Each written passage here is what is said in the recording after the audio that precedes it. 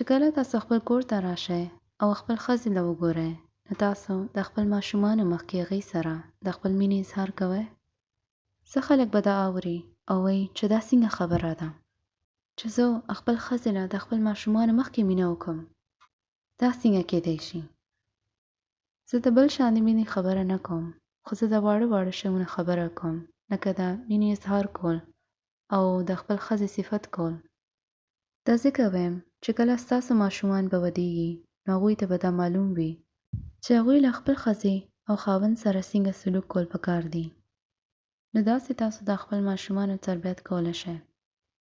که تاسو یو ځای اوسیږئ او ستاسو منځ کې مسلې دي، نو تاسو له پکار دی چې تاسو خپل د جنګ جګړې او مسلې خپل ماشومانو نه پټې ساتئ.